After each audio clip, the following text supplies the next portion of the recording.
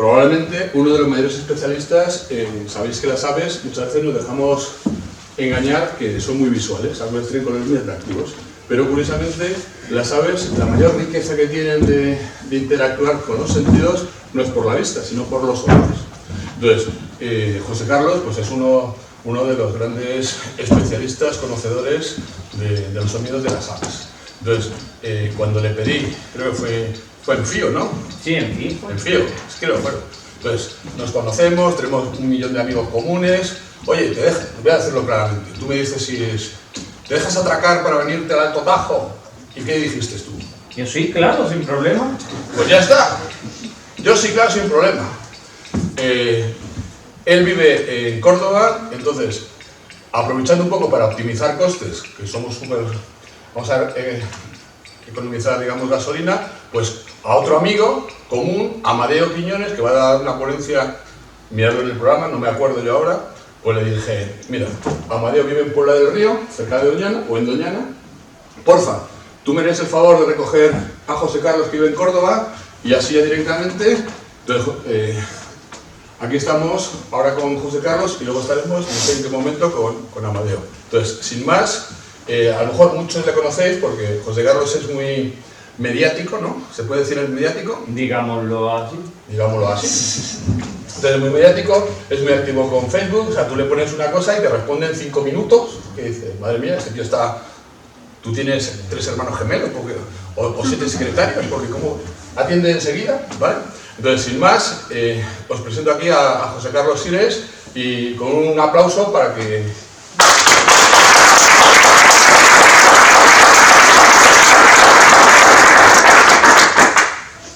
Pues tú ya la palabra, José Carlos. Pues nada, voy a empezar rapidito, que el tiempo es limitado. Muchas gracias por haberme traído aquí, Manolo, y muchas gracias a mis oyentes por estar aquí conmigo. Esta feria está siendo una gran experiencia. Voy a hablar un poco, voy a hacer una breve introducción a los sonidos de las aves. Las aves, como muchos sabréis, porque muchos de aquí en mayor o menor medida seréis pajareros, seréis ornitólogos, pues tienen un aspecto físico, unos rasgos con los cuales pues las podemos identificar.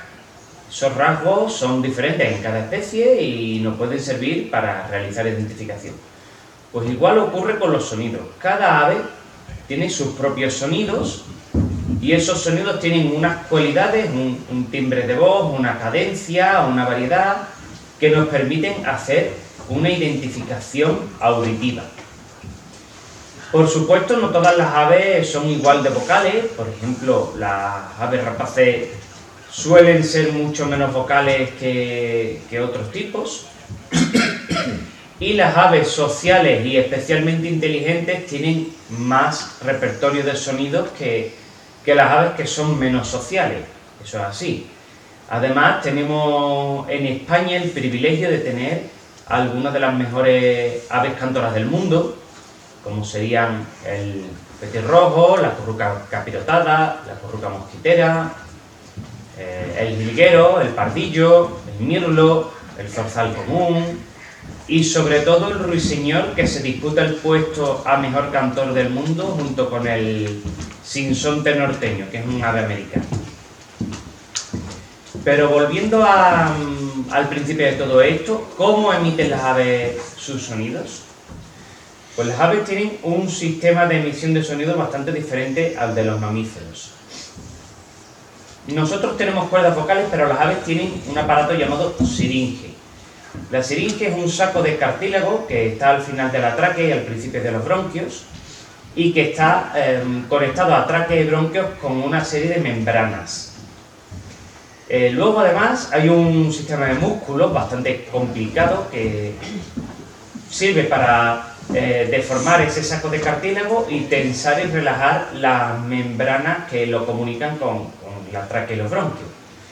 Esto funciona como un instrumento de viento. El ave expele el aire desde los pulmones y al pasar por la siringe emite uno u otro sonido en función de los cambios de forma que realiza el ave y de la tensión de las membranas de la siringe. Luego, aparte, la tráquea puede estirarse y encogerse, el sonido recibe unas últimas modificaciones en la cavidad del pico y además hay unas estructuras que son 9 sacos aéreos dentro del cuerpo de las aves que sirven como caja de resonancia para amplificar el sonido y darle pues, más cuerpo, más intensidad.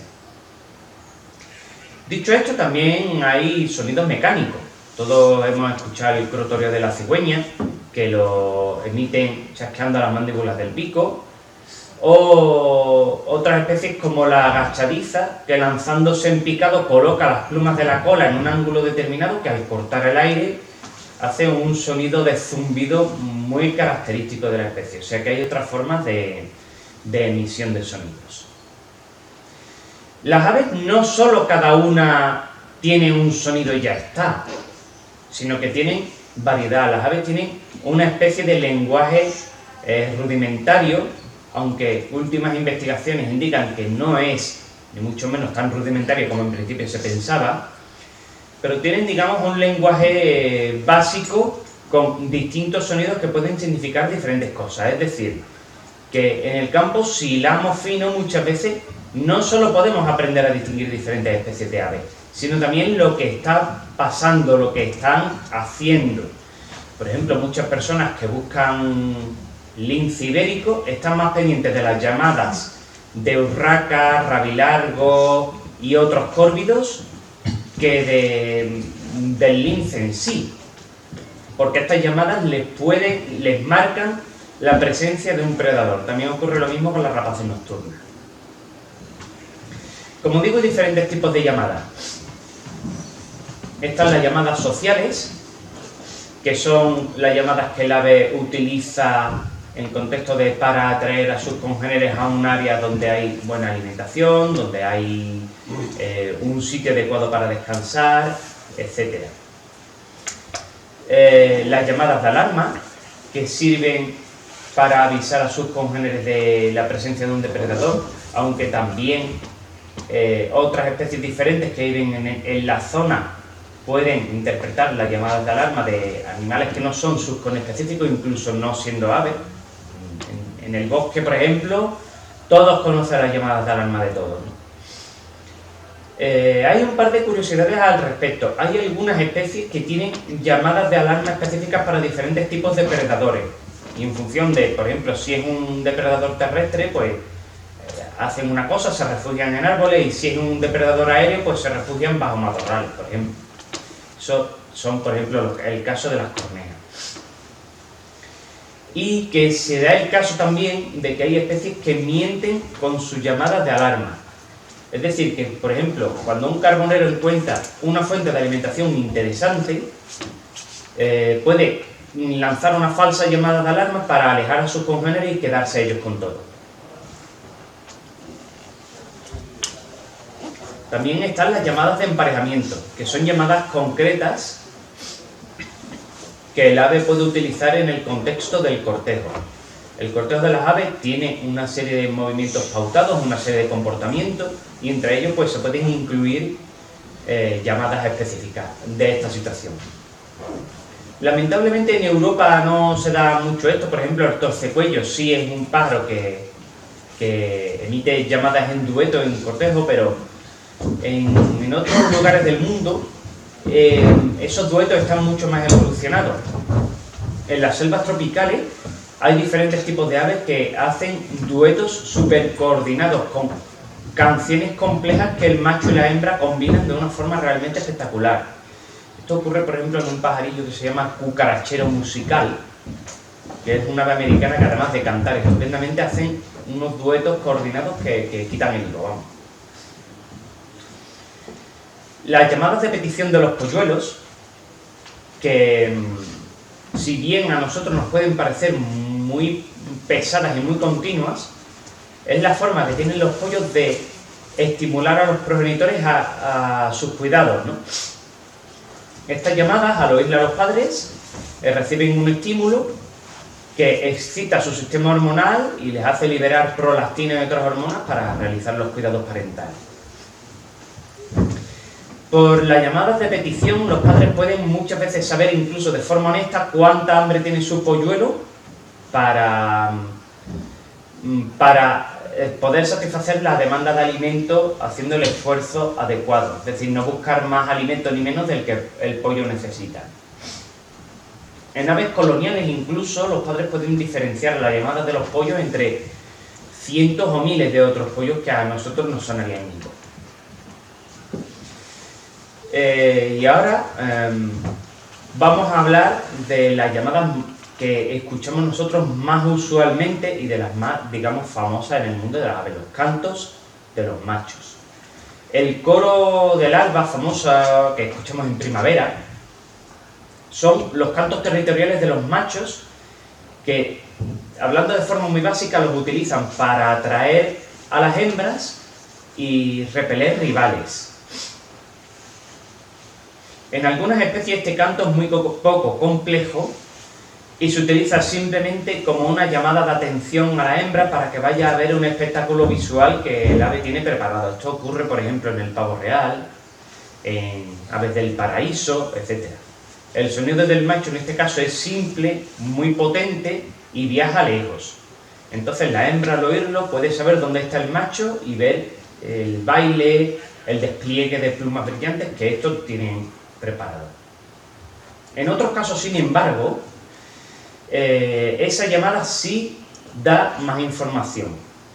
Por ejemplo, se ha descubierto, por ejemplo, en el carbonero común y en la bubilla, que los machos con cantos más prolongados fisiológicamente están más sanos que los que tienen cantos más cortos, de modo que la hembra puede, escuchando el canto, saber la calidad de ese macho para decidir si emparejarse o no con él. En otras especies de canto complejo, como los pequeños paseriformes, famosos por sus canciones complicadas, esta, digamos, escalada ha alcanzado límites casi absurdos. Los machos compiten con otros machos y las hembras los eligen buscando las canciones lo más complejas posible. De modo que este canto complicado es una ventana abierta a su propia calidad como individuo. El caso más exagerado es el del ruiseñor común, en el que un macho bien dotado y de edad, porque cuanto más viejos son más frases añaden, puede tener hasta 300 frases de canto diferentes en su repertorio. Las hembras, si oyen un macho con muchas frases de canto, saben que es ya bastante adulto, que ha vivido muchas migraciones, que ha superado muchos peligros y que es un macho listo y apto que puede ser buen padre porque simplemente ya por haber sobrevivido mucho tiempo demuestra su valía. En algunas otras especies, en cambio, en vez de crear un canto lo más complejo posible, lo que hacen es mostrar su propia calidad como individuo, imitando a sus vecinos lo mejor posible, imitando la mayor cantidad de pájaros que viven a su alrededor de la forma lo más fiable. Aquí tenemos unos cuantos de esos, como el alcaudón común, la calandria, el estornino negro hace unas imitaciones increíbles, la verdad. A mí me la han jugado más de una vez, todos hemos escuchado alguna vez lo que yo la oropendo la melánica, sí. O a mí me tuvo un estornino dando vueltas en invierno buscando un torcebollo invernante hasta que me di cuenta de la jugada. Pero quizá el más famoso de los imitadores, todos hemos visto a David Attenborough con el ave lira australiana, que imita la sierra mecánica, la cámara de fotos, etc. Yo creo que muchos habremos visto ese documental. Pues de esta forma hay aves que también muestran su calidad genética. El canto de los machos es curioso porque como se transmite de padres a hijos y entre vecinos, puede desarrollar diferentes frases concretas y dialectos entre poblaciones. Eso ocurre como con nosotros, ¿no? Que en España tenemos diferentes dialectos lingüísticos, pues entre los pájaros pasa igual. Otra cosa peculiar, pero no en el sentido positivo, es que en poblaciones de pequeños paseriformes de canto complejo en deterioro, se ha comprobado que el canto también se deteriora junto con la población. ¿Por qué? Porque los machos tienen menos competencia, tienen que, como el hábitat está degenerado, gastar más energía buscando comida, hay menos hembras a las que atraer, entonces hay, digamos, por una parte menos tiempo para cantar y por otro una desmotivación. Esto ocurre con un pájaro que es muy famoso de aquí, de este parque natural, precisamente como es la alondra ricotí, en la que una población sana, los machos pueden tener hasta 12 frases de canto, y en una población deteriorada los machos tienen 3 o 4 frases diferentes tan solo.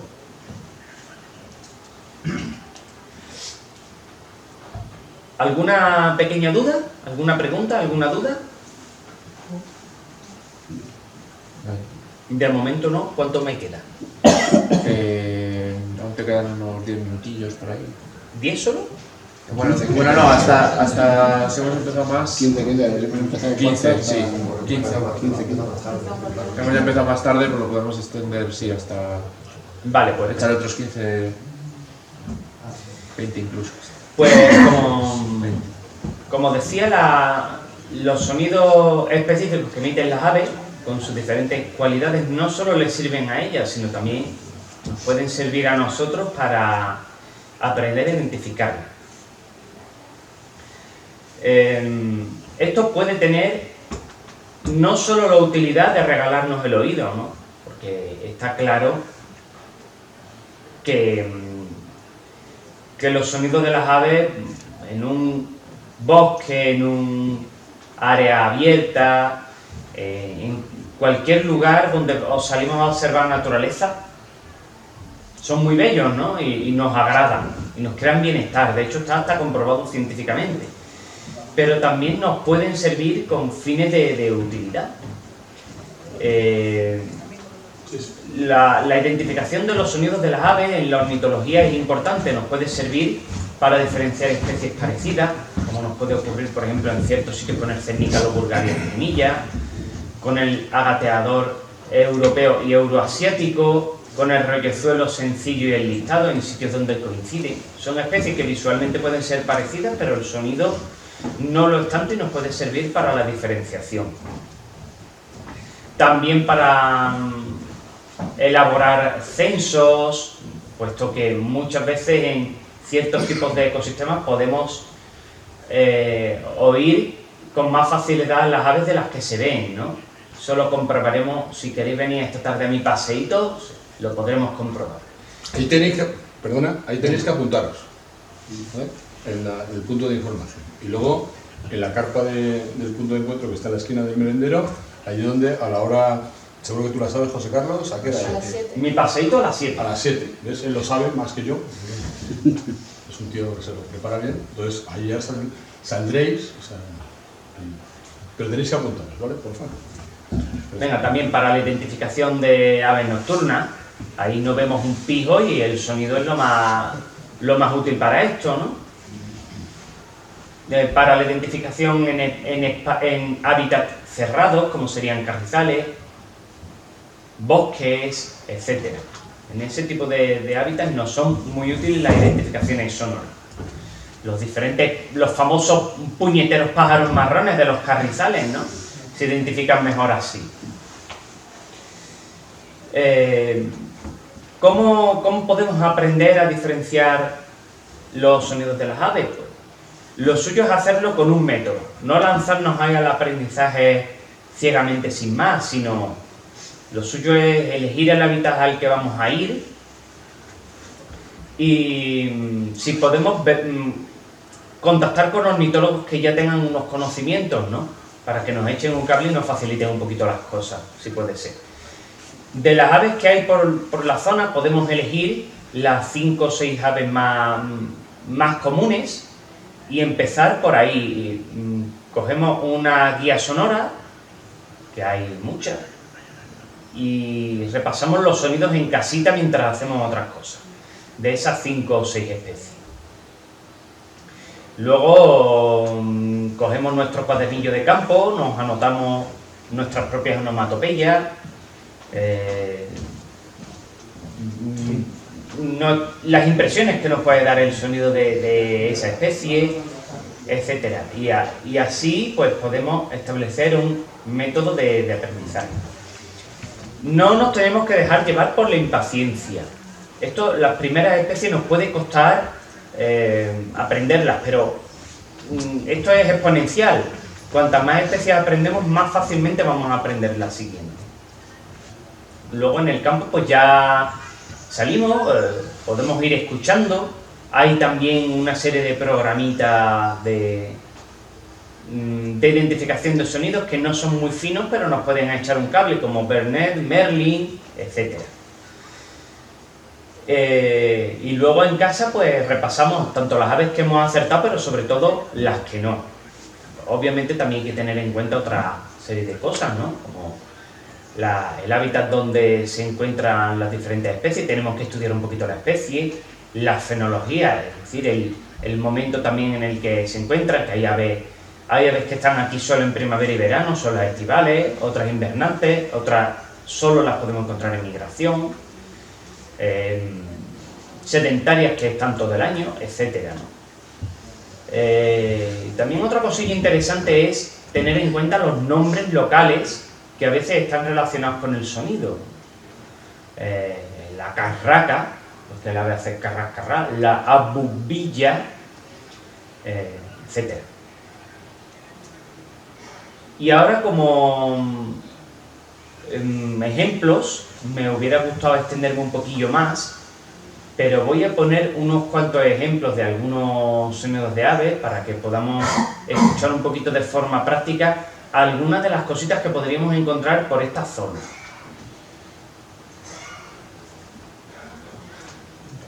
Venga, pon primero. Vamos a poner primero la paloma torcaz.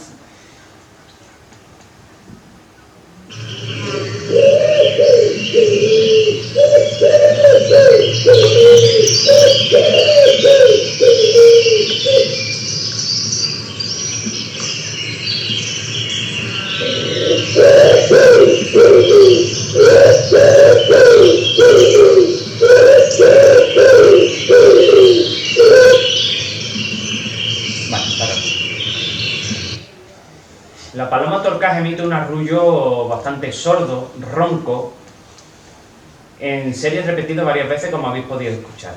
El arrullo en sí tiene 5 partes, que eso lo hace muy diagnóstico. Son 5 partes. Y la voz es ronca y bastante sorda. La tórtola turca, que se podría parecer, tiene una voz más suave y el arrullo es de 3 partes solo, no de 5.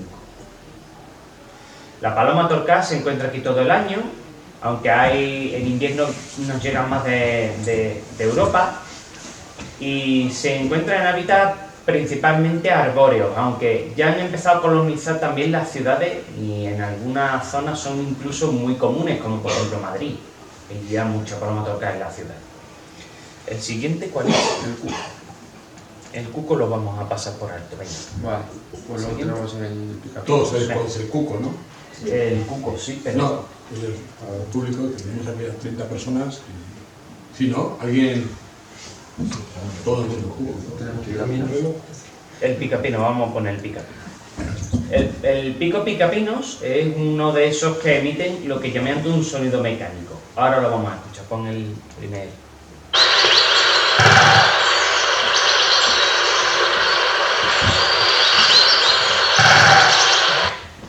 Esto lo hacen colocándose sobre un tronco cuya sonoridad les gusta previamente, hacen sus pruebas y percusionando con el pico contra la madera. Este sonido puede tener un gran alcance y no es para hacer agüeros, sino es una llamada de marcaje territorial. Aparte de este tamborileo muy característico de la especie, tienen una llamada que es un corto tec, que suena bastante duro, metálico, vamos a ponerlo.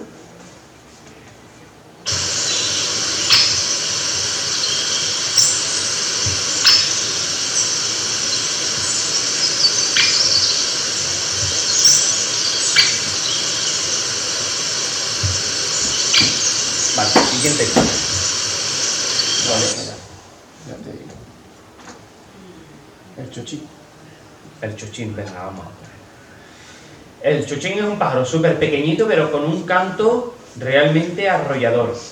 La voz es aguda, metálica, con notas bastante claras y ligeramente sostenidas, es decir, que la repiten varias veces.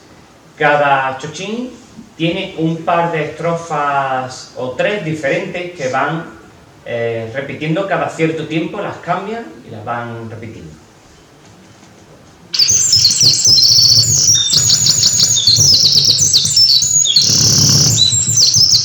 El altavoz peta un poco con el sonido, pero supongo que puede servir como referencia. No está a la altura del chochín.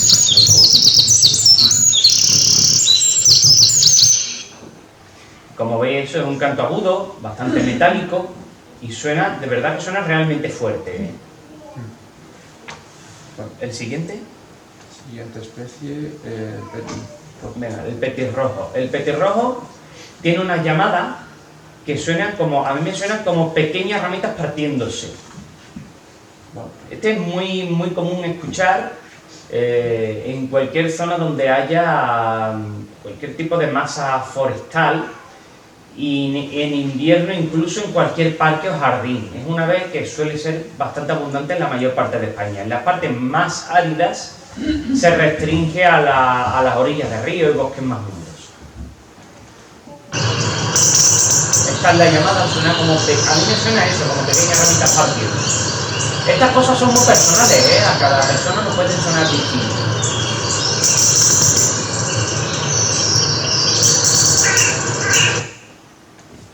Y ahora el canto, que es metálico, dulce, un poco trémulo, empieza con un siseo, luego viene una cascada gorjeada, bastante líquida, de notas como un poco indecisas, trémulas, algo metálicas, dulces, y una cara con un pequeño campanilleo. Dale.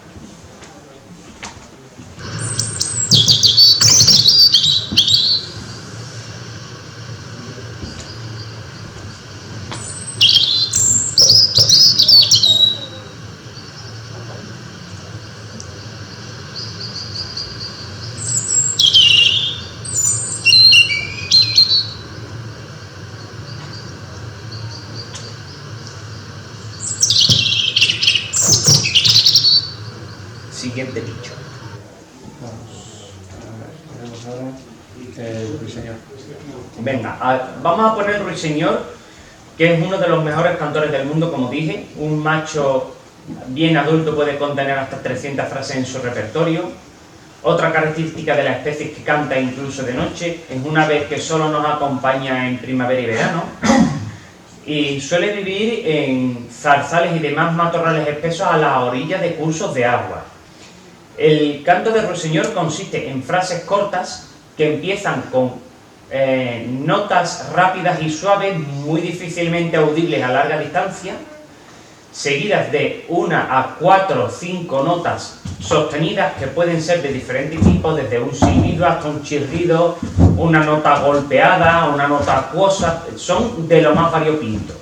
Y termina en un cierre que puede ser un chirrido seco, un plin, un tic, para cerrar la canción. Cada pequeña canción consta de principio, nudo y desenlace, es muy peculiar.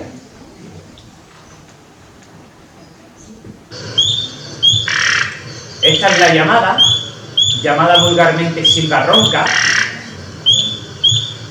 Es un silbido y el crrr, la ronca. Y ahora vamos a poner el canto.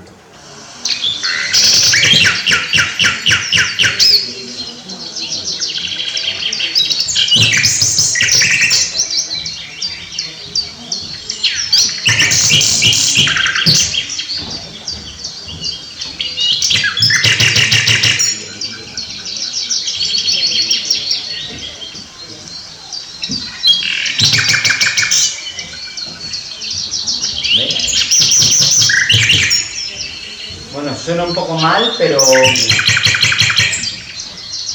sirve de referencia. A ver qué más tenemos por ahí. Tenemos siguiente, tenemos el mirlo. Vamos a poner, pon el mirlo. Vale.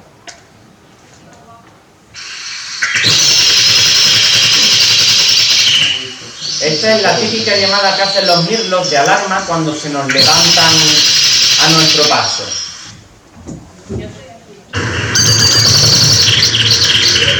Otro ejemplo de esa llamada, y ahora vamos a escuchar el último.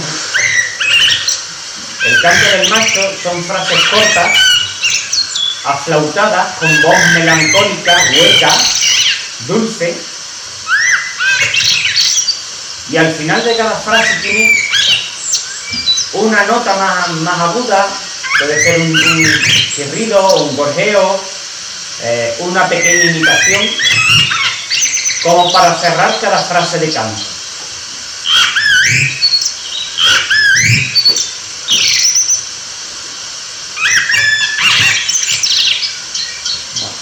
Venga, siguiente. El reyezuelo. Pon el reyezuelo. El reyezuelo es el pájaro más pequeño de Europa. Tanto el listado como el sencillo más o menos van a la par, no recuerdo cuál es exactamente de los dos. Y su canto es igualmente agudo. El canto del reyezuelo listado, que es el que podemos escuchar aquí, consta de 3 notas. De hecho, ese nada más salir lo vais a escuchar, porque por aquí hay bastante. La primera es una nota suave que se va intensificando para desembocar en la segunda nota, que es más lenta, y desemboca finalmente en una tercera más aguda, más rápida, más áspera y más potente aún. El canto se va intensificando de principio a finales, algo así. Vale, Ponlo. Va a sonar un poco mal, pero bueno.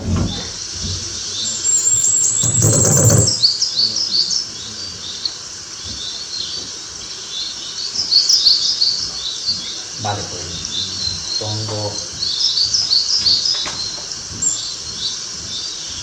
el pinzón vulgar y luego ya para que me pregunten algo. Vale. Venga, vamos a poner el pinzón vulgar, que es el último. De hecho se llama pinzón por la llamada pin que emite. El canto es bastante lleno, tiene una voz muy potente, plena, algo áspera, acuosa, profunda. Y es un canto que va en decreciendo. Son una serie de notas sostenidas que desembocan en un floreo final como una especie de remate. Es muy característico. Con el primero va a ser pin, que es la llamada característica de la especie.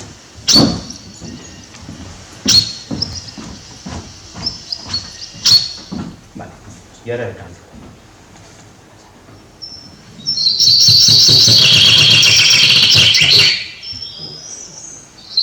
Ahí podéis el remate final. ¿Y tenemos otro más? Venga, no lo pongo. Ok. Disculpa, ¿Sí? hemos instalado un sistema de MP3 de alta tecnología por todo Naturtajo, entonces precisamente de pinzones, ¿tú te has dado cuenta? Están sonando perfectamente por todo Naturtajo. Y nos han ofertado gratis unas baterías nuevas y llevan desde hace 10 días y todavía siguen funcionando. Entonces, lo digo porque lo habéis escuchado, pues los de ahí se oyen incluso mejor que el archivo que ha traído José Carlos, ¿no? Es broma, claro. Lo está dejando callado, entonces. ¿Has visto que hemos soltado todos los pinzones? Sí, todo. Están todos soltados ahí fuera. Como la boda con las mariposas, pero en pinzones. Pues, bueno, por último, os animo a que escuchéis los sonidos de las aves. La observación visual mola un taco, pero también mola cerrar un poco los ojos y escuchar. Un paisaje sonoro con muchas especies, con muchos sonidos, equivale a un hábitat sano y rico. Cada sitio tiene sus propias aves, tiene su propio paisaje sonoro particular, incluso la sonoridad del lugar donde se encuentran las aves, como si es una zona forestal, si es un espacio más abierto, Incluso a la hora pueden variar la sonoridad de lo que escuchamos, porque la temperatura y la humedad del aire transmiten el sonido de forma diferente. Así que os animo a iniciar en esta pequeña aventura. Puede ser un poco difícil también a veces porque la contaminación sonora también existe. Contaminamos el medio ambiente de muchas formas y la sonora es una de ellas. Es difícil, yo como persona que grabo sonido, es difícil escapar de ello a veces. Una carretera concurrida puede contaminar más de 1 kilómetro de distancia. Con que eso, os animo a iniciar en esta bonita disciplina. ¿Alguna duda, pregunta, sugerencia, opinión? Hay una Sí, por por allí. ¿Cuál sería una buena guía sonora para iniciarse? Hay bastantes. La aplicación de SEO ya tiene incluida también una aplicación de sonidos de aves. La guía sonora de las aves de España sigue existiendo aún, es muy buena para empezar. Hay también algunos programillas que sirven para jugar a identificar sonidos de ave y así empezar. Uno que creo que recordar que se llama Avify o algo así. Avify, etcétera. Hay varias, pero la aplicación de SEO ya tiene sus soniditos también. La mejor es un amigo, que engañes a un amigo. Esa es la mejor. Bueno, ¿tenéis alguna pregunta? De todas maneras, José Carlos va a estar aquí todo el día de hoy, mañana, con lo cual va a estar, normalmente está en compañía de Amadeo, que está en la tercera fila, con lo cual son gente que es súper accesible, aparte que habéis visto que es gente maja y como decía que el nexo en común de absolutamente todos los ponentes que han venido a esta primera edición de Naturtajo es que se les puede resumir con una palabra, que son gente buena y punto. Entonces, cualquier duda que se os sugiera directamente, ¿te vas a dejar atracar? Yo sí, claro. Entonces, un gran aplauso.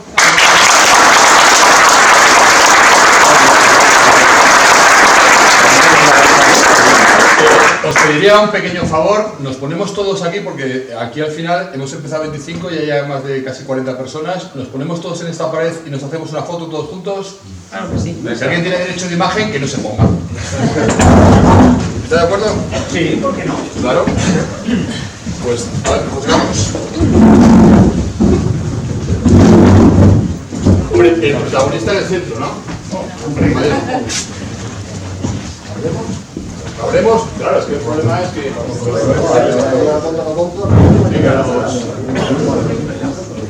¿Habemos todos? A ver, hacerlo como los futbolistas, agacharos. Hay que buscar un salón de actos más grande, o sea... Los jóvenes... Haz varias, Raúl. Claro. Está Javi Blasco en la esquina y Joaquín Araujo aquí, o sea que vaya lujo de... Araujo. Perdón. Vale, perfecto. No me digáis más que me está entrando el síndrome del impostor. Realmente no es José Carlos, es un actor, pero lo que lo ha hecho fenomenal. José Carlos está tan súper ocupado que no puede atender a todos, entonces tiene varios actores. Soy un doble. Es un doble. Espero que me paréis bien, me tenéis que sacar los ojos.